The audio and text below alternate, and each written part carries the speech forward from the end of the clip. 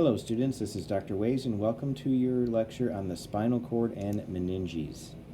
Remember in the lecture about the vertebral column, we talked about the posterior longitudinal ligament and the ligamenta flava as being two of the ligaments that help to support the vertebral column and keep it together.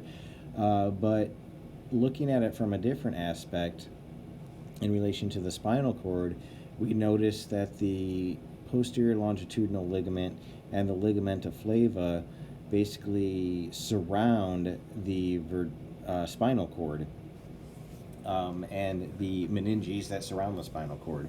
So not only do they act to support the vertebral column, but they also act as another layer of protection for the spinal cord as well. All right, and something to keep in mind is, remember, here are your spinous processes, here are the body of the vertebrae, and here's your spinal cord here. This is anterior, this is posterior. So when we're looking at the spinal cord, its anterior border is going to face the vertebral bodies, and the posterior border is going to face the spinous processes of the vertebrae. And so if we actually go over here and look at the structure of the spinal cord, a couple things to notice. One is that its shape overall has two different parts to it. One is the outer layer, which we refer to as white matter, and white matter is made up of myelinated axons that are running up and down the spinal cord. All right, so this is what's going to allow the central nervous system to connect with the peripheral nervous system. And then in the center of the white matter, we have the gray matter. All right, and the gray matter is made up of cell bodies and dendrites where connections are formed to route the nervous system to where it needs to go. All right, when we look at the gray matter, it's the gray matter that allows us to tell the orientation of the spinal cord. Right? A lot of people say that the gray matter looks like a butterfly, and so you have two parts to this butterfly shape. You have the rounded part, and the rounded part is the ventral horn, also known as the anterior horn. So you're going to see that oriented towards the vertebral column, or the body of the vertebrae. And then the posterior part is going to be the pointed end, and that's going to be the dorsal horn or posterior horn of the spinal cord. Right? Anteriorly, we also have the anterior median fissure. And posterior, we have the posterior median sulcus, a little indentation in the back. So a fissure in the front, a sulcus or indentation in the back, which is much shallower than the fissure. Generally speaking, within the white matter of the spinal cord, we have different columns or funiculi. Funiculus would be singular. We have the anterior funiculus, the lateral funiculus, and the posterior funiculus. And these are just general regions of the white matter. Later on, and in physiology, we'll get to specifics of what the breakdown of each column and what specifically happens in those regions. So in your asynchronous weeks, you did a little bit of the wiring of the nervous system. So I want to point out a couple features here. This red that's going into the spinal cord right here, notice that it's going into the dorsal portion of the spinal cord. And so that would be sensory information going in through the dorsal portion of the spinal cord. So that would be a sensory neuron. All right, and here is the ganglion associated with that sensory neuron. Usually sensory neurons going into the spinal cord are bipolar or unipolar. And here would be an example of a unipolar neuron. It goes in through the dorsal side and makes a synapse onto another neuron that is entirely contained within the gray matter. And these would be your interneurons, all right, your interneurons that are going to connect sensory to central nervous system, or sensory directly to motor. So what you see coming out the ventral or anterior side here would be a motor neuron, right, coming out. So sensory in the back, motor out the front. All right, and almost everything in the nervous system crosses over. So here you see another interneuron connecting to the other side of the spinal cord. And the same setup would be here. You have sensory coming into the back, motor coming out to the front. And then you have your split here where you have your ventral ramus or anterior ramus and your dorsal or posterior ramus. That has been mentioned in previous lectures in terms of innervating muscles. So I recommend going back to your bare bones workbook and looking at page 46 and 47. That's where this picture was taken from, and reviewing the different parts of the spinal cord and the pathways going into and coming out, because this will become a common thing that we're going to be talking about. Going into a little more detail of the white matter, this picture shows it's divided in half. Just to make things a little more clear, you have your ascending tracts and your descending tracts of the spinal cord. Remember early on in this lecture I said that the white matter is made up of myelinated axons that are going up and down the spinal cord that allows the central nervous system to connect with the peripheral nervous system. And so these ascending tracts would be going up to the brain from the peripheral nervous system, and the descending tracts would be coming down from the brain to the peripheral nervous system. Okay. Now, ascending and descending tracts are on both sides of the spinal cord, but this picture is only showing you the ascending tracts on the right side and the descending tracts on the left side, just for simplicity's sake. And so, remember we had the posterior funiculus, the lateral funiculus, and the anterior funiculus. But now you, looking at this picture, you realize that it's not as simple as just a column that is supporting like all ascending or all descending. Because if you look at just this region right here, you notice that it has an ascending tract, but within that same region you also have several descending tracts. All right, a couple things to notice about these.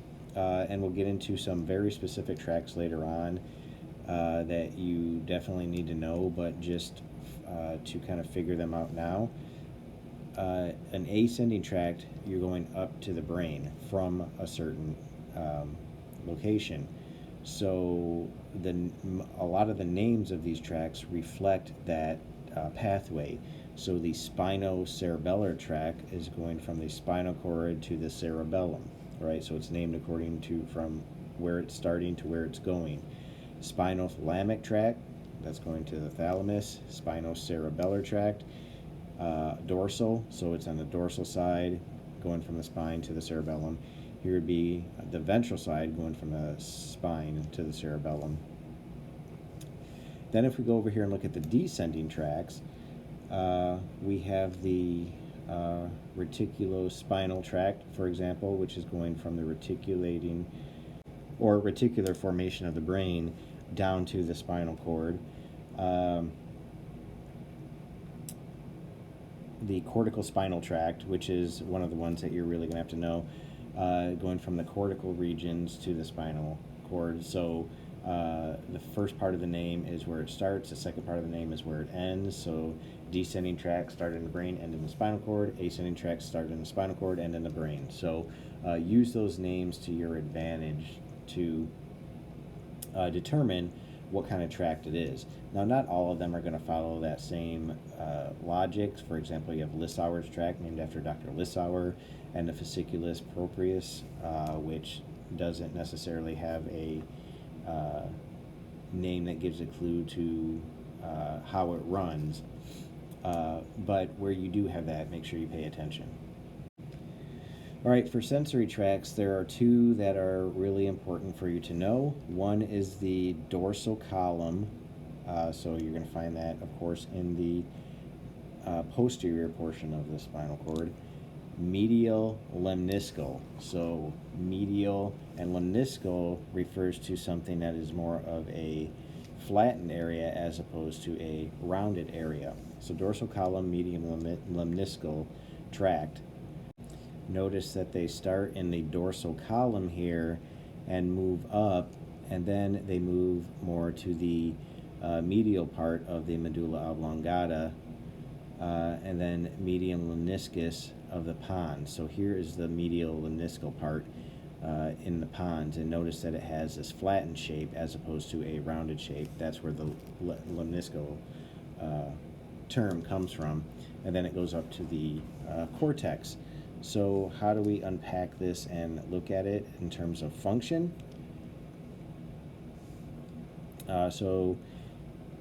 This dorsal column medium lemniscal pathway allows you to sense touch, somebody touching you, vibration, position, so proprioception, fine pressure, and so that goes into the dorsal column. It's going to head up to the medulla oblongata on the same side as the limb that it's attached to. And then once it gets up to the medulla oblongata, then it's going to make a synapse within the gray matter, and then it's going to decussate. And by decussate, we mean cross over. It's going to cross over to the other side. So after it crosses over, then it's going to head up through the medulla, head up through the pons, head up through the midbrain, and then once it gets up to the brain, specifically in the thalamus, it's going to make another connection. So notice that there are 3 neurons within this pathway. You have your sensory, you have your second one that's going from the medulla all the way up to the brain, and then the third is going to the brain to higher brain centers in the cortex. So then you'll have that going up to higher brain centers within the primary somatosensory area on the opposite side of the brain from the limb that was originally being touched or vibrated. All right, the second one is the anterolateral, also known as the spinothalamic tract.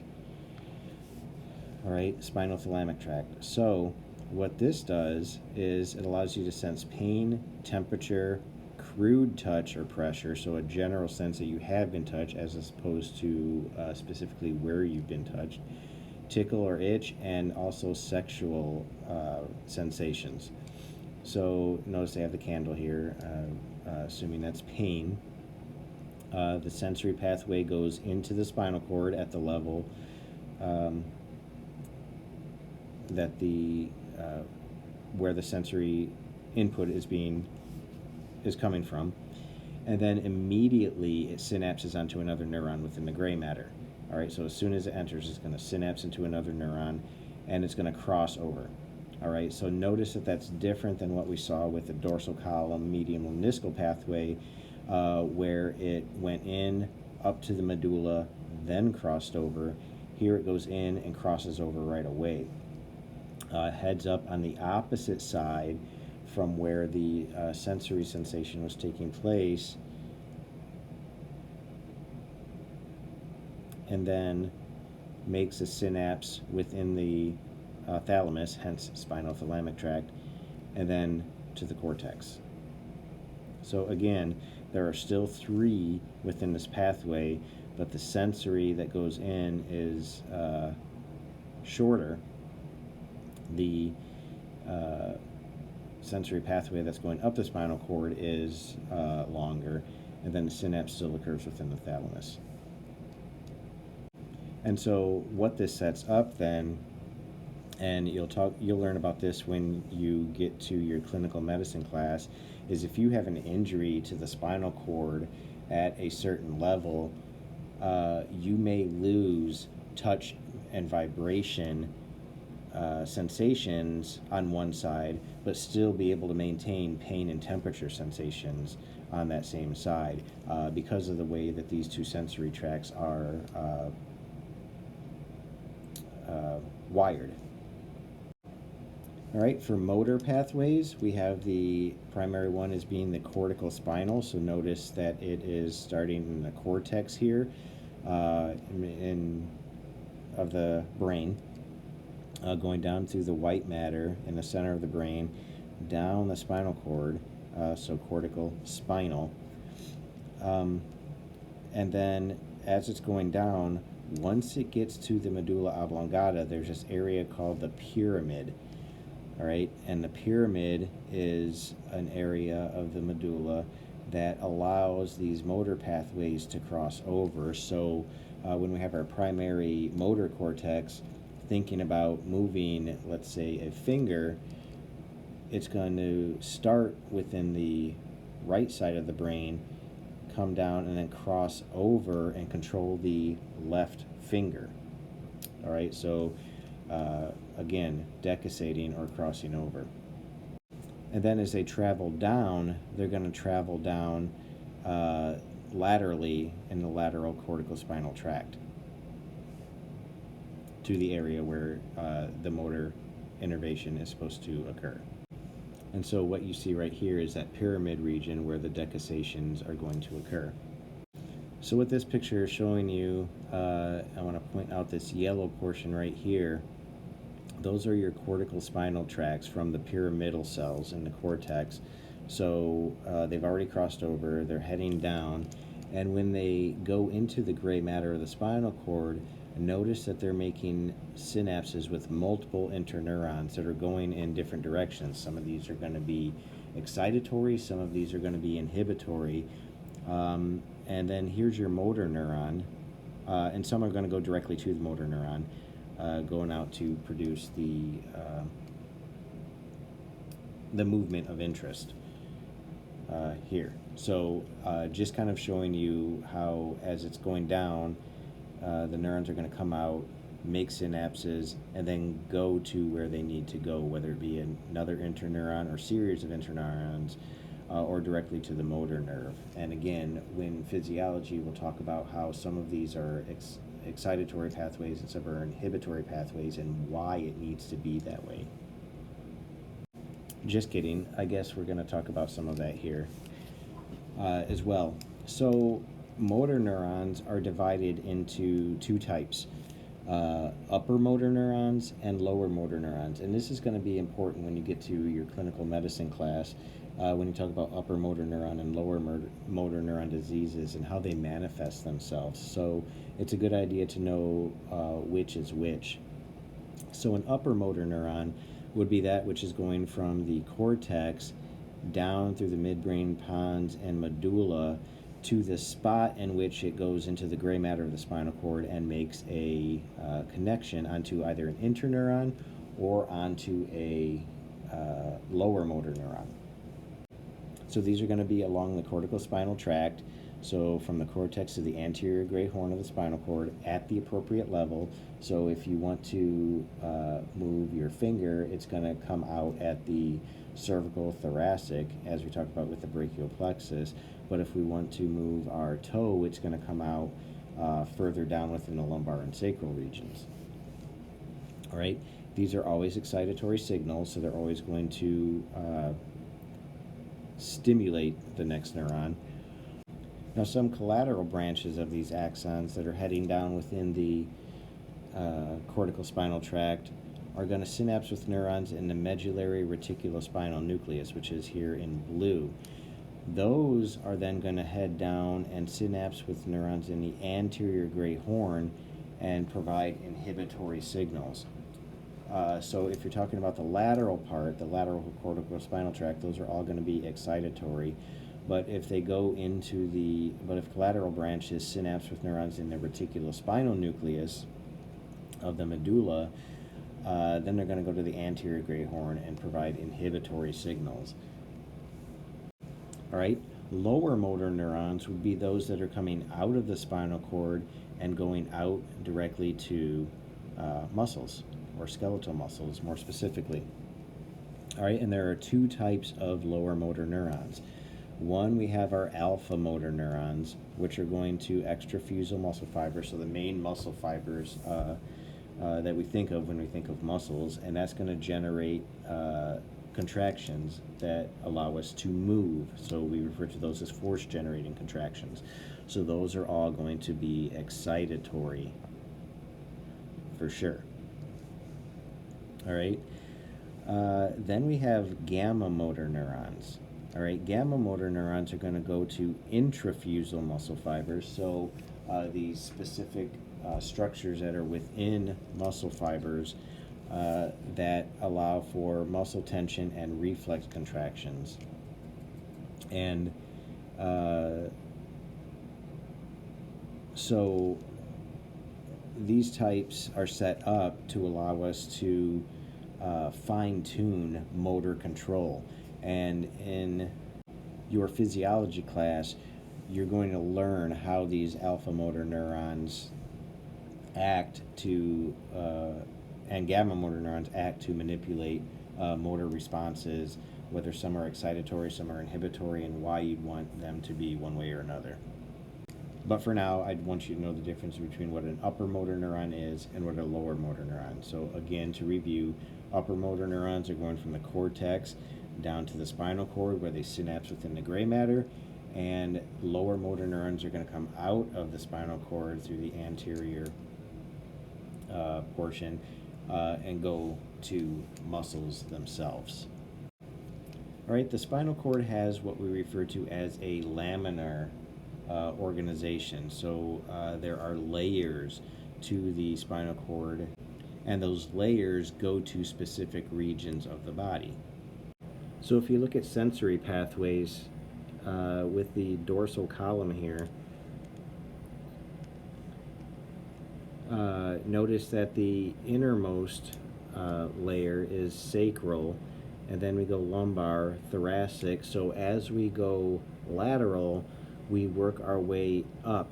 And that makes sense because your first sensory input is going to come in through the sacrum, going up the spinal cord. And then as you go up the body, you're going to add more layers. So you're going to add them in an outward or a lateral fashion. Okay. With descending, notice that descending, you're going from the brain downward. So you're going to begin medially with cervical, because that's the first one you're adding as you're going downward. And then as you expand the fibers that are going to different layers, you're going to expand them in an outward direction. So sacral would be the outermost or most lateral, whereas cervical would be the most medial. Now you'll also see maps where the gray matter itself is organized into layers, which we're not going to get into, but the layers of the gray matter will tell you which type of sensory information is going to be processed in which layer. So let's go over this image again, and again, you'll find this in your bare bones workbook, but just want to point out, because we're going to go over some examples in a minute. A would be your gray matter of the spinal cord. Specifically, it's in the anterior horn here. B would be your white matter, and remember, white matter is the myelinated axons that are running up and down, and that's organized into different columns, and we talked about the columns, the anterior funiculus, lateral, and dorsal, or posterior funiculus, and we talked about how they can be subdivided into ascending and descending pathways. C would be known as our dorsal root, all right, because it's going into the dorsal portion of the spinal cord. D would be a ganglion for all the cell bodies associated with the dorsal root. And so these would all be sensory neurons going in, and all the cell bodies would be housed within the ganglion. All right, so C would continue to be our dorsal root. E would be our ventral root, okay, and ventral root is going to contain, dorsal root contains strictly sensory, ventral root is strictly going to contain motor, and then where they come together in F is known as our spinal nerve. So when we talked about spinal nerves in previous lectures, this is what we were talking about, the spinal nerve, and then it's divided into a dorsal root and a ventral root, dorsal again being sensory, ventral being motor. So in through the back, out through the front. All right, and then as we go further out, the spinal nerve divides into what we call the ventral or anterior ramus, which would be G, and the posterior or dorsal ramus, which would be H. All right, so our dorsal root will contain just sensory, our ventral root would just contain motor, our F right here, our spinal nerve, will contain both sensory and motor, and then those would split off into G, our ventral ramus, which will also contain both sensory and motor, that specifically supplies the anterior trunk as well as the appendages and some superficial back muscles. And then the dorsal ramus would be both sensory and motor, that supplies the deep muscles of the back and the skin of the back. Okay, so let's do this in blue. Sensory, motor, both,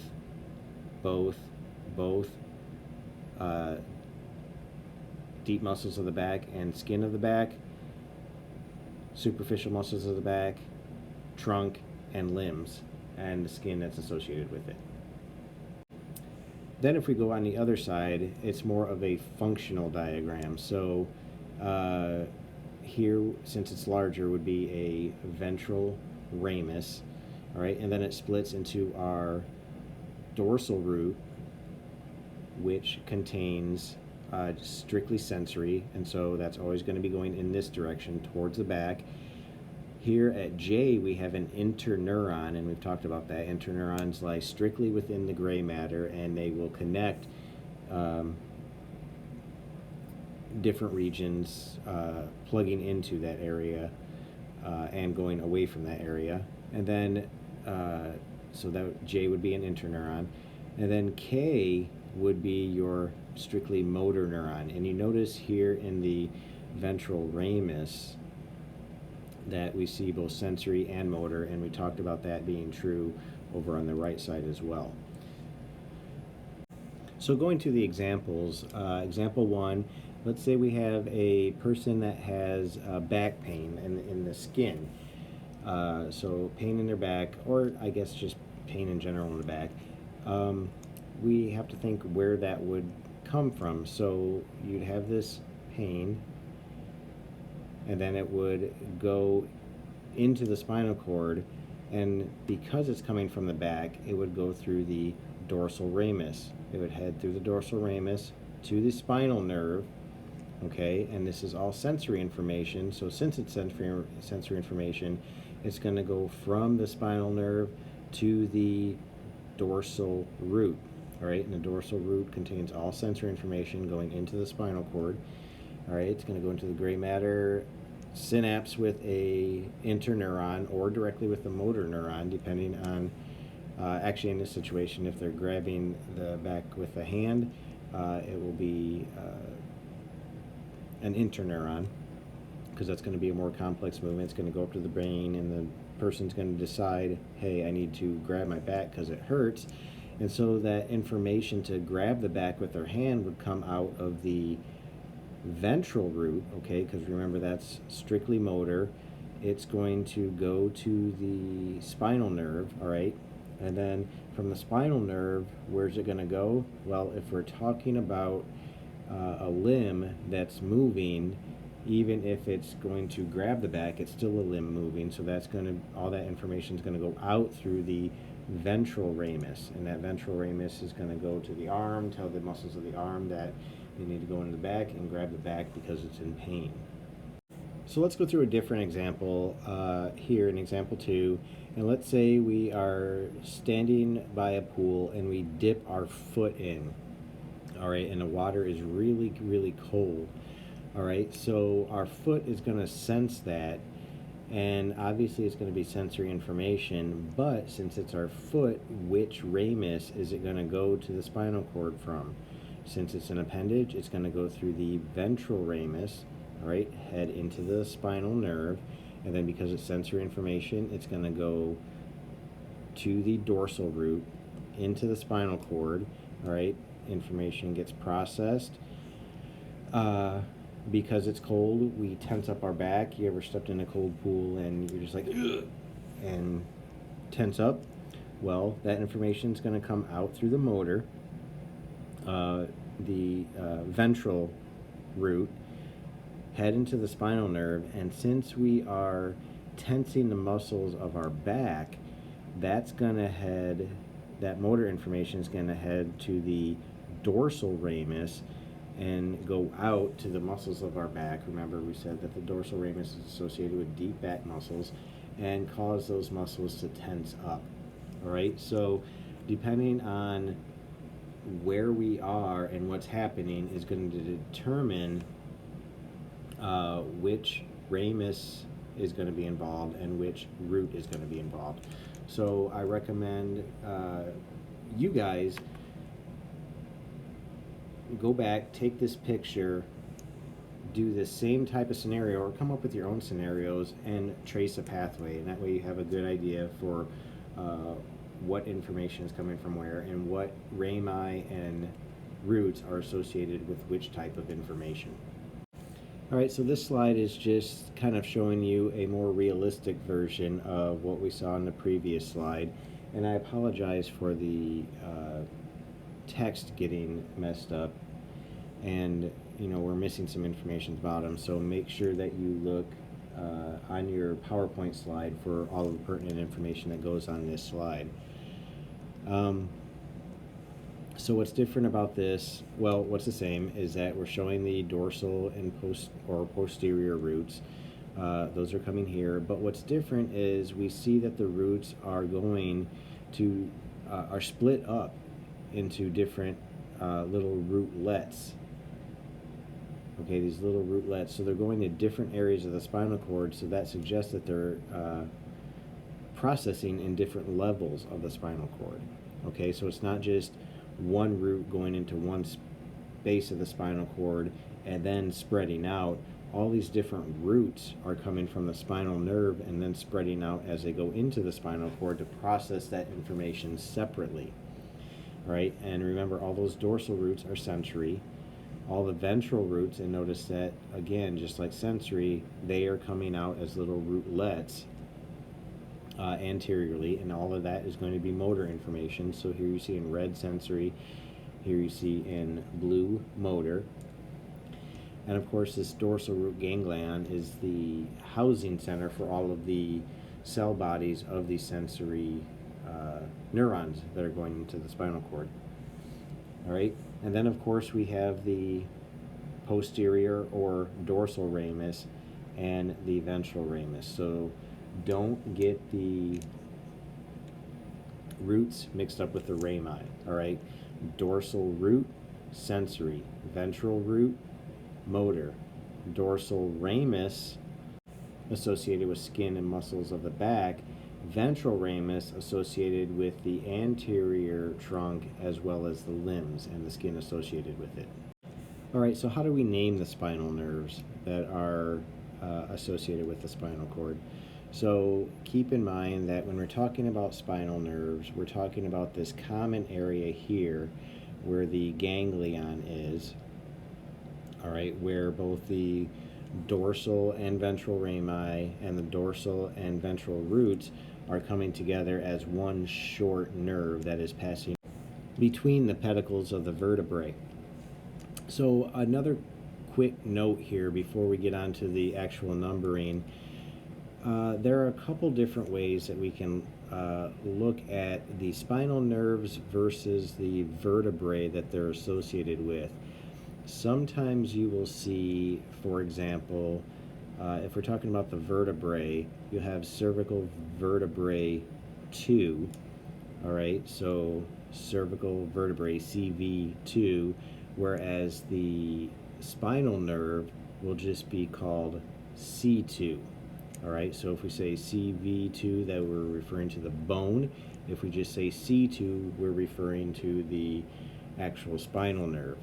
Now, another way that this is done is, and you see that on this slide right here, is that cervical vertebrae 2 is listed as C2 with a Roman numeral, whereas the spinal nerve will be C2 with the regular numbering system that we use.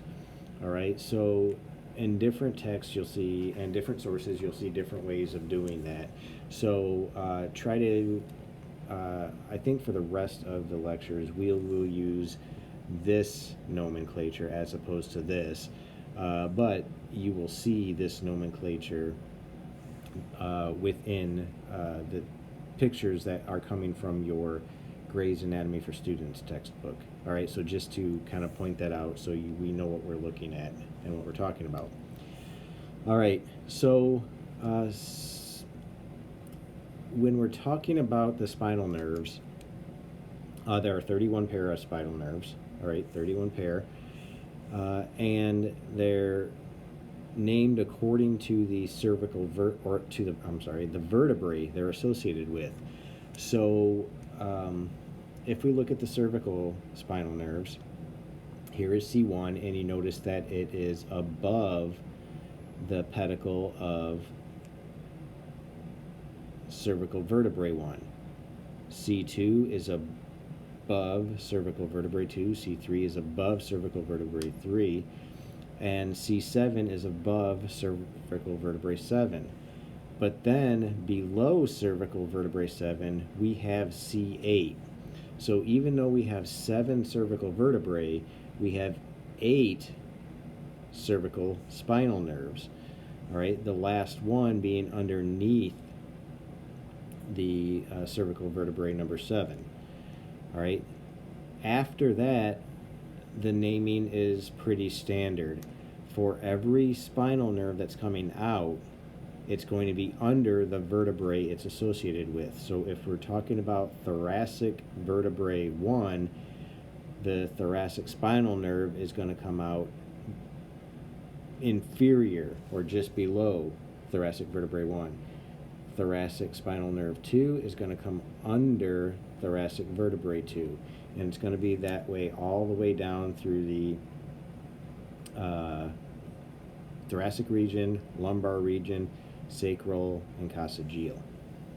So then we can divide the spinal cord into segments according to the according to the spinal nerves that they're associated with, as defined by the rootlets that are going within that region. So all the rootlets for C2 will be within the region of the spinal cord that we are calling C2.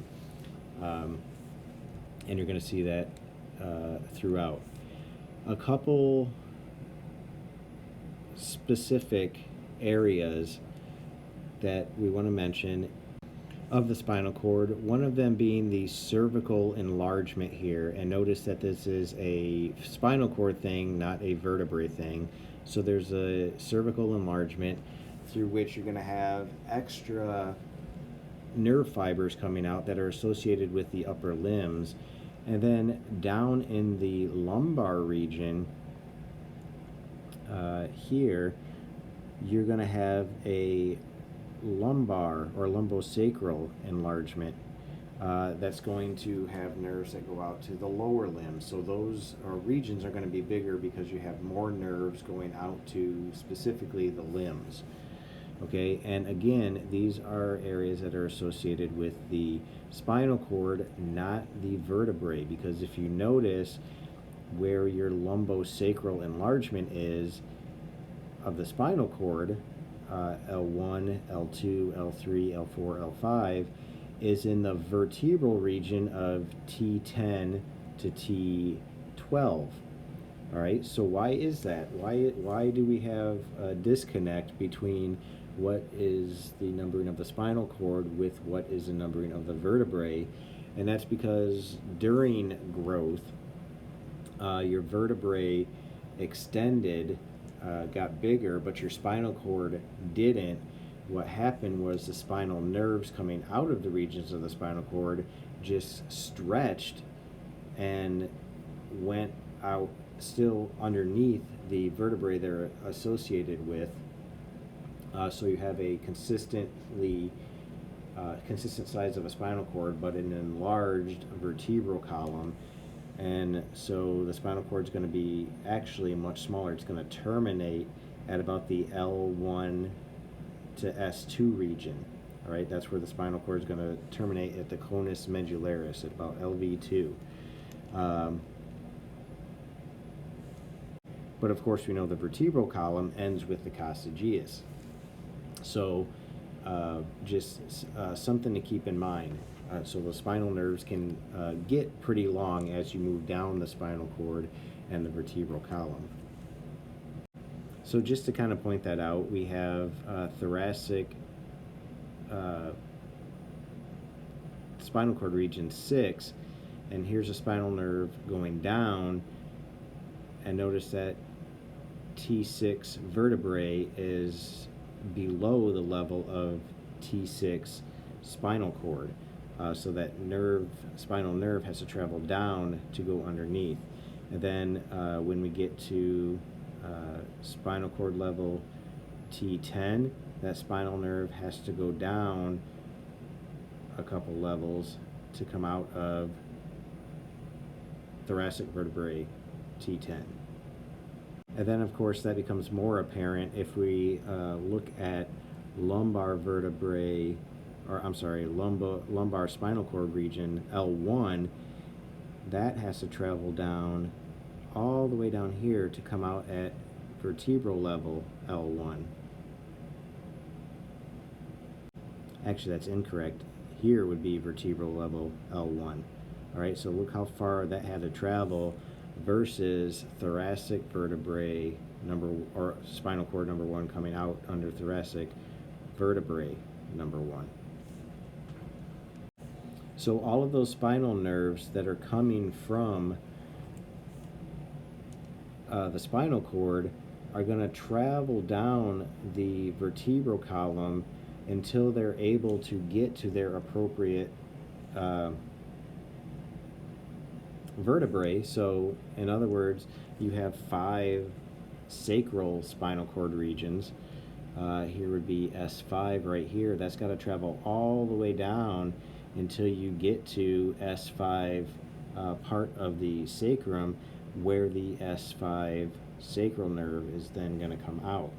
And so this region that has all of those spinal nerves traveling from the inferior portion of the spinal cord down to their associated vertebrae is called the cauda equina, because when you take the spinal cord and those spinal nerves out, what you see is a string-like appearance that looks like a horse's tail, which is what cauda equina means.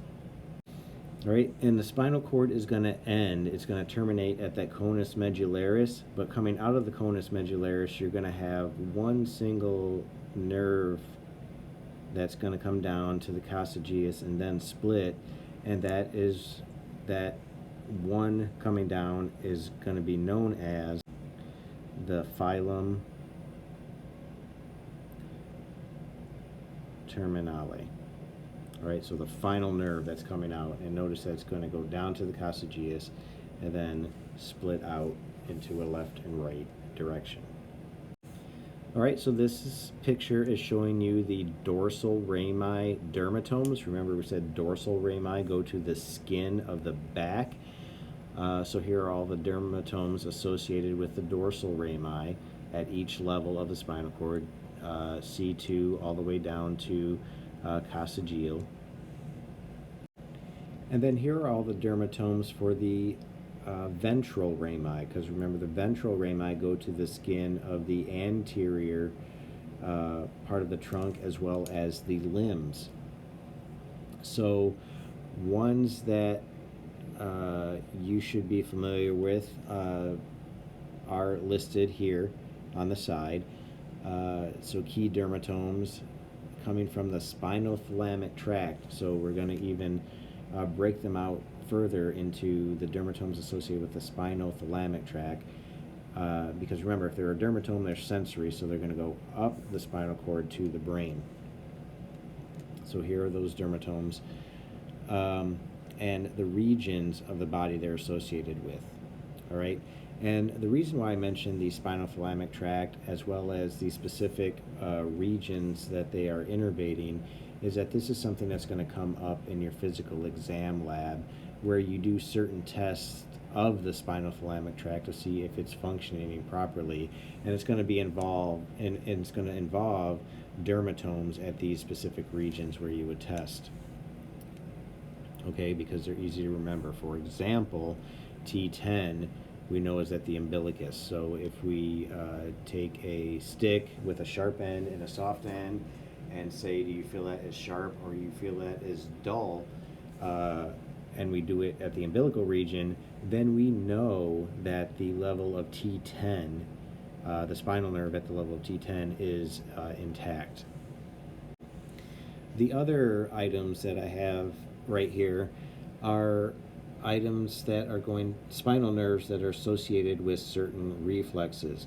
So if we take our plantar reflex, we take the sharp end of our reflex hammer and run it along the foot, and the toes spread out or fan out, if you will, in an adult, then we know we have a abnormal pattern in the adult, and there may be a problem with L4, L5, S1, or S2 at those levels. All right, so these are other areas where you can test motor reflexes to check if the motor portions of those spinal nerves are intact. All right, and then there are deep tendon reflexes that we can do, and the areas or the spinal nerves in which they test as well. So again, I won't directly test you on this stuff, but this will come up in your physical exam lab, and it is something that you're going to be required to know. Blood supply to the spinal cord comes from branches that are stemming from the subclavian arteries on the left and on the right here. And so from the subclavian artery, what we're going to have primarily are our vertebral arteries right here. All right, and notice the vertebral arteries are going up the cervical vertebrae. Remember, vertebral arteries are in the transverse foramen of C1 through C6. And so that's 1, 2, 3, 4, 5, 6, but not C7, and only the vertebral vein is associated with C7. All right, so those vertebral arteries are going to come up and merge together, and that's obviously going to go to the brain right here. But then there are going to be branches that come off that and go along the anterior portion of the spinal cord, and then wrap around and go along the posterior portion of the spinal cord as well. So here would be the superior portion of the spinal cord, and then that is going to continue on down here as well. So then we're going to also have these segmental spinal arteries that are going to come out along with the spinal nerves as collateral circulation, and they're associated with other structures such as the intercostal arteries in the thoracic region. Again, one of those redundant circulatory pathways to make sure that the spinal cord is receiving blood, even if the arteries that are the main arteries going to the spinal cord are cut off. There's that collateral circulation that's going to be able to compensate for it. And so here's a picture of what that looks like. So here would be these segmental arteries coming out here, and they are linked up with the intercostal arteries here, so this would obviously be in the thoracic region. And the intercostal arteries, notice that they come from the aorta. The other thing I wanted to mention is that the anterior portion of the spinal cord, the anterior spinal artery, there's one running right down the middle, up and down the middle, in that fissure.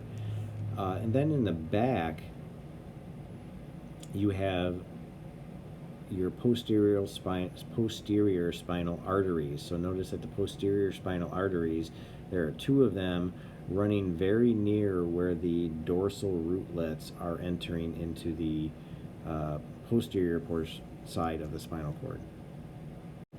So this is just a picture showing you, and again, you don't have to know all of the different names of these, but showing you where the arteries are going down to, and even that they're going to branch out laterally with the spinal nerves,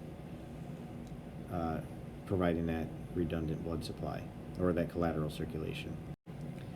All right, so your meninges are protective layers that are surrounding the spinal cord, and they are, one, going to be continuous with the layers that are in the brain, and two, there are going to be three of them.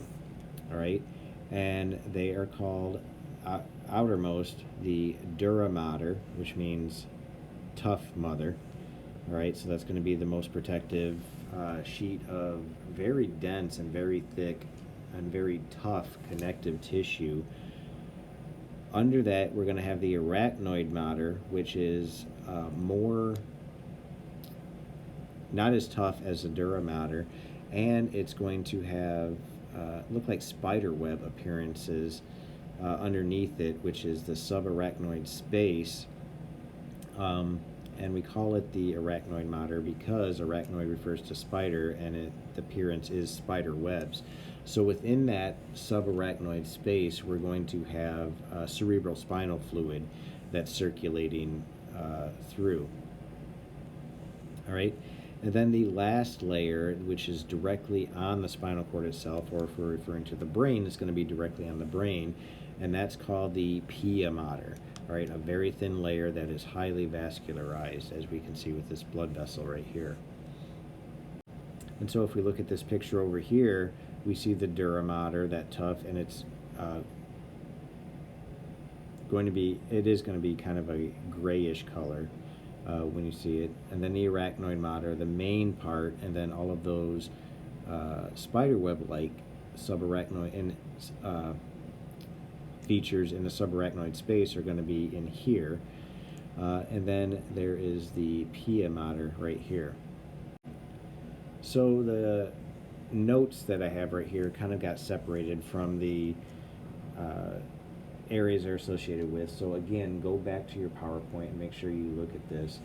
A couple things I want to point out. There's this denticulate ligament right here, which is an extension of the pia mater. That is a kind of a separation point between the dorsal and ventral rootlets of the spinal nerve. Notice that within the arachnoid or subarachnoid space, we have all of these veins associated with the spinal cord. The anterior spinal vein, posterior spinal vein, along with all these other accessory veins here that are going to drain, come out of the spinal cord with the roots, and then also drain into this internal vertebral plexus, which is just on the outside of the dura mater, encased in a fatty layer of tissue, which we call extradural fat. And then that's going to drain not just the spinal cord, but the layers, the dural layers, the meningeal layers as well, and then return into venous circulation with the rest of the body.